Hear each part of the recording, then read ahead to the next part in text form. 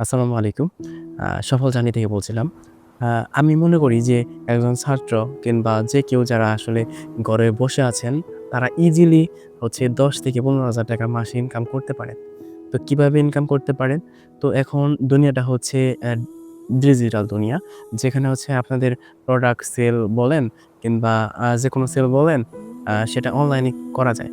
তো আপনারা যদি ইচ্ছা করেন আপনাদের বিনা পুঁজিতেই এই প্রোডাক্টগুলো সেল করতে পারবেন। বিনা পুঁজিতে কিভাবে এখন? তো বিনা পুঁজিতে সেল করার জন্য হচ্ছে আপনার অন্য কোনো মাধ্যম ব্যবহার করতে হবে। যেমন আপনি কারো প্রোডাক্ট সেল করে দিতে পারেন।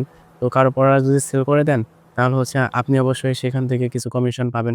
আপনার নিজস্ব একটা পেজ দাঁড়া করাইতে পারেন, সেখানে আপনি সেলস দিতে পারেন। এখন যদি আপনি আমারে প্রশ্ন করেন যে, "পোস্ট ছাড়া কিভাবে সেল দিব? কিভাবে ইনকাম করব?" পোস্ট ছাড়াও সম্ভব। ঠিক আছে? বিজ্ঞাপন দেওয়া ছাড়াও আপনি বিক্রি বাড়াতে পারেন। কিভাবে বাড়াতে পারেন? আপনি ইচ্ছা করলে হচ্ছে অনেক গ্রুপ আছে যেগুলোতে পোস্ট অটোমেটিক অ্যাপে আরকি এপ্রুভ হয়ে যায়। এরকম গ্রুপ আপনাকে খুঁজে বের করতে হবে। আপনি ওই টাইপের যে টাইপের ধরেন আপনি বই বিক্রি করবেন। তো আপনার হচ্ছে ওরকম বই আ যে গ্রুপ দেখবেন যে বই বিক্রি অটোমেটিক হচ্ছে এপ্রুভ করতেছে পোস্টগুলো আপনার, সেগুলো খুঁজে বের করুন। আ তারপরে সেখানে পোস্ট করুন, শেয়ার করুন।